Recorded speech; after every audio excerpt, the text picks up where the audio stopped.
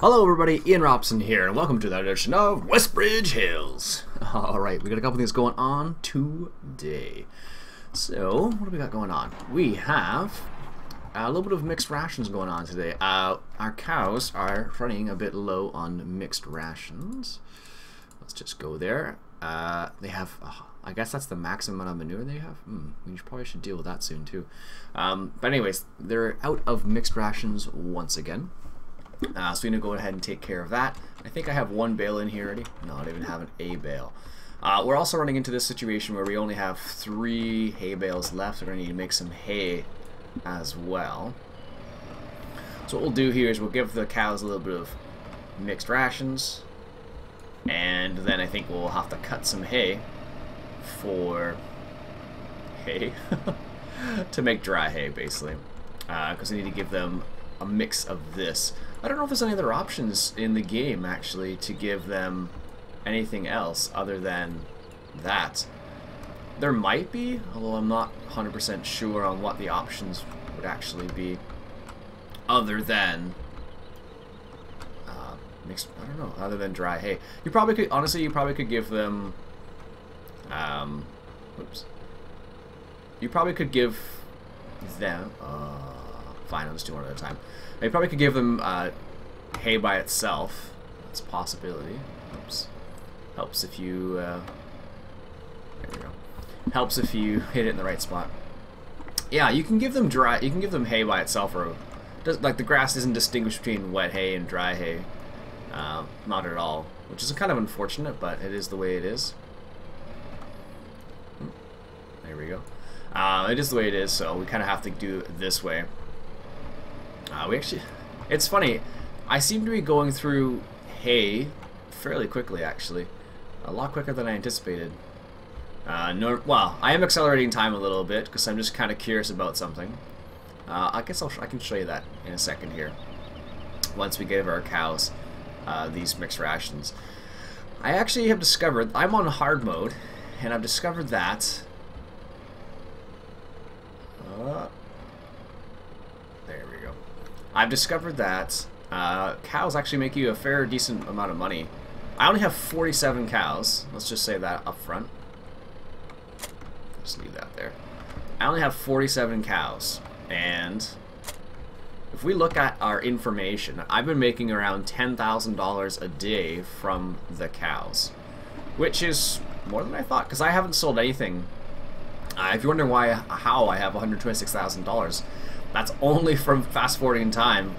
I'm actually waiting for a great demand to see if there's a great demand coming around. I think there's actually one right now.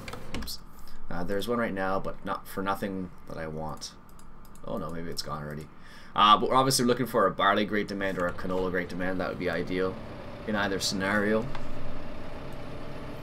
But at the same time, the cows are actually making us probably, I don't know, they seem to be making us more money than anything else. So it's good to have that option there. So for those people who are wondering how to make TMR for your cows, the way I've been doing it is 3 square hay bales and 3 scoops of silage, and that has made it mixed ration, basically, or a balanced ration, how do I describe it as. But that's how I've been doing it, at least. You can throw 1 bale of straw in there as well. That seems to be, that just tops it off, basically. I have the straw and I could easily do it, but when you do it like this, it's at like 97% anyway, so it's not a big deal. This is how I've been doing it. I'm sure there's other ways to do it, but I still can't believe how heavy silage is in this game. Like, it is crazy, crazy heavy. I suppose that's what it's like in real life. I've never seen silage in real life. That's not true. I guess I have. Not silage like this, let's say that. I've seen silage bales, like wrapped bales. And I know what silage smells like. It has like a sour smell, which is kind of interesting. Actually, my brother-in-law loves the smell of it. I don't understand why, but he absolutely loves it. But his wife, not so much. It's kind of funny. It's how do you describe? How can I describe the smell of silage? It's kind of like a sour smell, I guess. What would be good? I don't know. I can't even think of a good way to describe it. It's not a common smell. Let's just say that. And it's kind of funny when you do smell it. You're like, oh, what's that? There we go. Perfect. So there you go. That's how I make my mixed rations. 3 scoops of silage, and let's go through here. I might cut these trees down at one point. I don't see the point. They kind of just get in my way when I want to turn around. I make it with 3 scoops of silage and 3 hay bales, and that makes us 17,580 liters of mixed rations. And once again, let me just demonstrate the fact that it is mixed rations. So we see we have 0. Just gonna grab a sip of coffee while it unloads.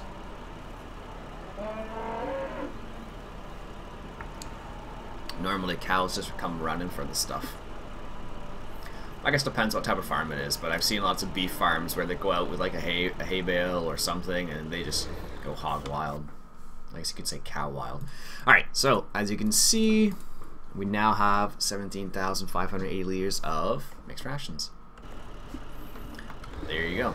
Whoops, that's totally the what I wanted to do there. So, as I mentioned, we do need some hay, so we might as well get started on that this episode as well. It's important. And don't need my weight either. Let's pick up the coon from right here, like so. It's funny, my internet's being really annoying the last couple days. I don't know why, but like it'll be fine for a bit, and then it'll decide it doesn't want to work anymore. So like I'll start uploading a video at night, and it'll decide that it doesn't want to work anymore. It's rather annoying. We want to load, not windrow, but the grass cut one, so load course. There you go. So that's how that kind of works. All it does is it just keeps the position, like the orientation of the line, so whether they're where they're positioned and the width, that's all. Which is helpful if you, well, it's helpful if you want to use them, I guess. It's not difficult to reposition them. That's what I used to do, but I noticed David Oldfield did it that one time, and I was like, I guess I'll give it a try. Alright, so let's turn on the front mower, lower it, turn on the rear mower, lower it, and let's have at her. I've been starting from the back of this field right here because it just seems easier. So I'm basically going field to field, and that seems to be the best way of going about it at the moment, at least. So it has worked well for me, at least. So what we'll do is we'll cut some of this grass here, and this will make us. I think in the end it makes us about 30 bales. I think is what I remember it to be. And that's 30 big bales, not 30 small squares. I don't know how many bales you'd actually need in order to feed 47 cows. Pretty sure it's more than 33 bales. And as you can see, we're kind of running that situation because I've been progressing time day by day. What's been happening is we've been going through their mixed rations quickly. So I was waiting for a great demand. That's the reason why I was progressing time. So I was like, you know what? Let's just progress time a little bit here. All right, so get to the end of the pass here, and let's turn around. Perfect. So this is the one problem with it, though. Come on now. There we go. The one problem is it kind of wiggles around before it gets orientated, which is a bit annoying. Anyhow, what can you do? So the very first episode of the logging series, or the mini logging series, has been released. And some people liked it, some people didn't. That's what I expected. When I actually released it, I said I was only going to do a few episodes of it, just because it would be very repetitive, and there's not a whole lot of variation other than messing around with the front loader, or not the front loader, but the hydraulic arms, I guess it would be. Anyways, but I was surprised. A lot of people had questions about how do you do stuff in the forestry side of things. Like something as simple as being able to crouch down, for example. I didn't realize people didn't know how to do that. It's actually interesting enough. Can I do it in here? No. But you can actually go into your controls in the starting screen and adjust what button is crouched there too. I'm used to the crouch button being control for whatever reason. I guess I played some FPS games in the past and that really kind of solidified that in my brain. And then also for me, sprint has always been shift, but it's actually, I don't know, when you hit sprint, when you've been playing like, let's say, Call of Duty for a long time and you hit sprint, it's terrible after a while at least. So a lot of people had questions about how to crouch, for example, which is done by pressing the control button. What's the other ones? So crouch is control, like this. So whenever you see that vehicle switcher menu, that's because I'm crouching. Other people are asking, how do you turn the chainsaw like this? Now there's a couple different ways. I just hit the right mouse button and go from left to right. That's how you can do it. I think you can do it with J. Yeah, J and N. So J like in Juliet, N as in November. That will also rotate it like that. Oh, I hate how these things turn off. Anyways. So that's how you can do that. So I had a couple questions about that. So there's like your mini little lesson on how to use the forestry stuff. What else do we have? Some people were asking, how do you select the chainsaw? There's also a couple ways to do that as well.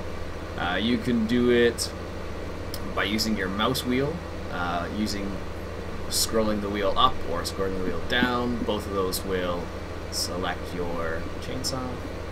David Illfield found out that that's also the same button you use for the camera mod, I think it is. Yeah, so you can do, see how it's kind of disappearing? That's because I'm using a scroll wheel. I think you press 1. Yeah. I only have one chainsaw, the Husqvarna, because that's the best. But if you had more than one chainsaw, you press 1, 2, or 3, and that would be your selections between the 3 choices, basically. And I think those are all like the kind of questions related to the logging series, at least. Well, that are relating to like how do I do something. A couple people ask, how do you open and close the grabs on the logging machine? What else do I have here? Camden says there is a semi-truck mod on American Eagle modding, and there's some John Deere's and New Holland mods on other mods websites. I actually noticed they had the K100 on American Eagle modding. I saw a mod spotlight of it. This is the problem I had a feeling was going to happen. It's a port over from 2013. It's not like a whole recreation, which is fine. But if I compare, like, if I look at the interior of this, very nice, very detailed. This is what I'm expecting from mods now, by the way. And there's only a few modders who are able to do this.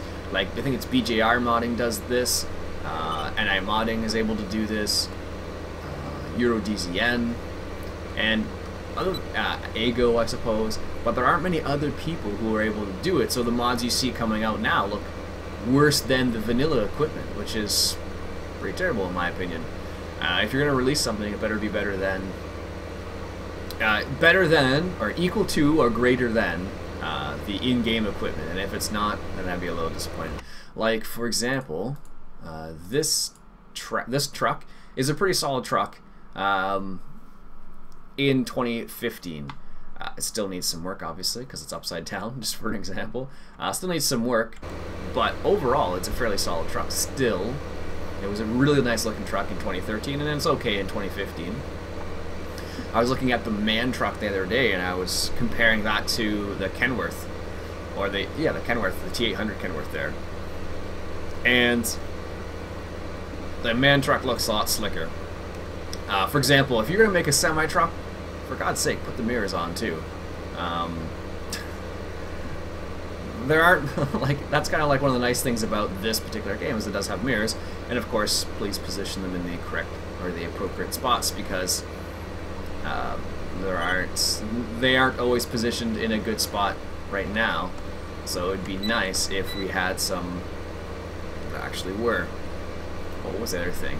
Having a steering wheel that actually turns would be nice as well. Not every truck has that. So these are like the small things you expect now. Mirrors should be on every mod I see now.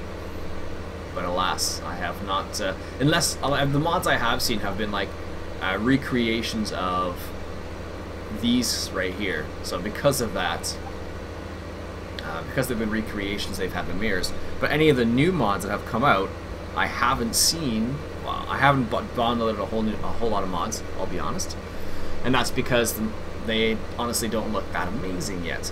I'm really looking forward to see what EuroDZN brings out, what NA Modding brings out, what Ego brings out, what Sotilla, I think is in his name, or Sotillo brings out, OEB Modding as well.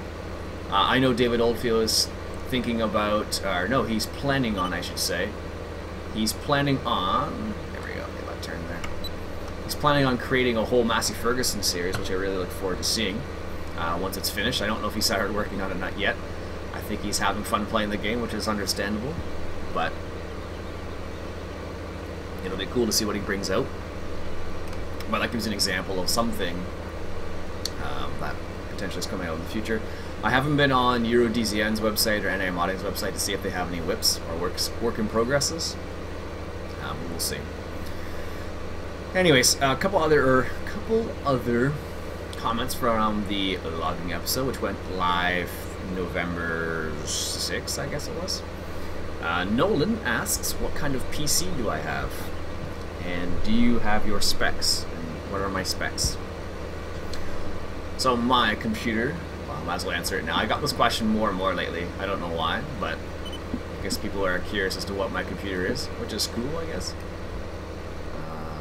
Did I turn the back ones off? Yes. Let's turn the front one off. Oops. There we go. So, my computer. Sorry, a little pause and thought there for a second.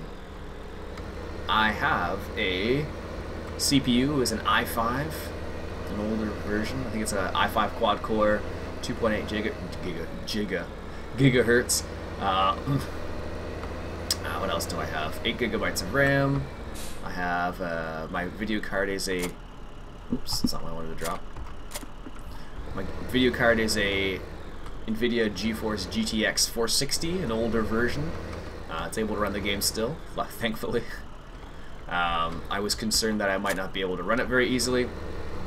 The problem I ran into was the fact that I was playing it on very high settings and had like way too many vehicles all in the same spot, and that led to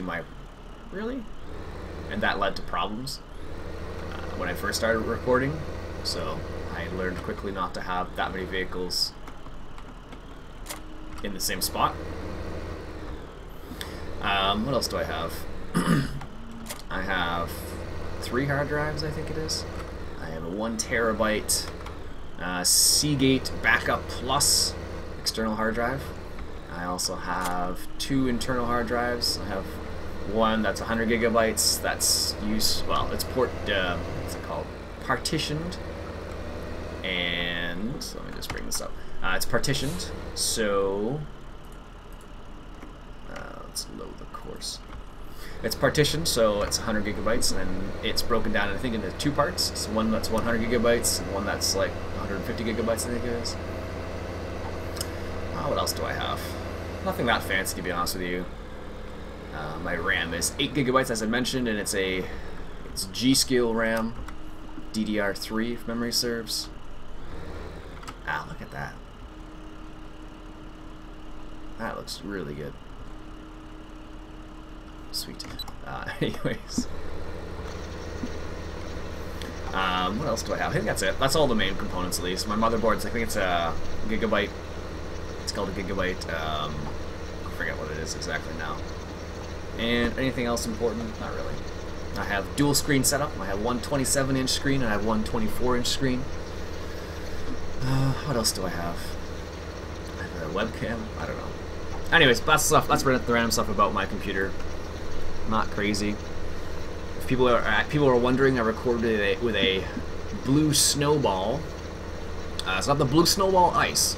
The Blue Snowball Ice version has like this cool setting on the back where you can adjust it to record only in a specific direction. I don't have that version, so you can hear other stuff if people are walking around or coughing in the background. You can hear that and stuff like that. If I had one of the other versions, you wouldn't be able to hear that, I suppose. So, I don't think... There's something else that's not really interesting. I have an old Cooler Master case.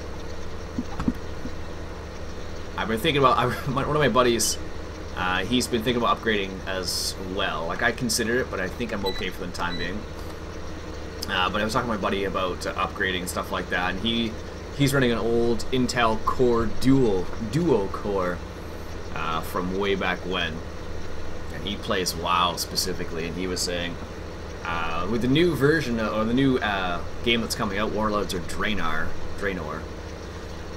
for World of Warcraft, he was concerned that his computer wasn't going to be able to run it, which is understandable. Got all the GPS mod. There is a bigger Tedder. I don't know how expensive it is. Where is it? Tedder. Windrow. Oh, there it is. Why are they separated? It's only $27,000. Huh. The problem, I think, with this one is the fact that you will run into problems with collisions, specifically in this area. And windrowers, I think they're way more expensive. This is only $32. This might be worth upgrading to, because that is it's only 6.5 meters to go to the Crone Squadro 2000. Honestly, we don't have that much. The windrow, I think, is the part that takes probably the longest, I think. Or it seems like it takes the longest. In reality, I don't think it's actually that long. C'est la vie. Alright, any other comments from the previous episode? Nolan also says he can't wait until the console version comes out. Nolan, if you're listening, the console version, I believe, will not have mods. So you're better off going with the PC version if your PC can run it. However, the base game, I'm very pleased with the base game still, so if that's all you can go for, definitely go for it. It's an awesome game. What else do we have here? A lot of people saying that Courseplay version 4 beta is out. I know this. I just have not gotten it yet because I'm waiting for a stable version of it to come out, the one that's not as buggy. I'm sure if I tried to use it now, I would get annoyed with it just because I'm used to the performance from 2013, so I'm just holding off on that. Some people have Travman2288 asked about the GPS mod and where I got it from. The GPS mod, of course, is from Mod Hoster. You might be able to get it on LS 2015 now too. I'm not sure about that. It's possible, but not 100% sure. Yeah, so the problem that David Olford ran into is the collision on the actual Tedder itself. So what was happening was it would slide down the hill if you're doing what I'm doing right now, which is kind of a problem, especially if you have an area that's really hilly. I'm just gonna get this last little piece that apparently I missed. So that's what he was running to. Same thing with the windrower as well. Actually, he was doing the same thing. Alright, so what I'll do is off camera I'll finish tedding the rest of this, and I think next episode we'll come back and make some hay. Alright, that's it for me for today, folks. My name's Iain Robson. This has been Farming Simulator 2015, coming at you from Westbridge Hills. Catch you guys later.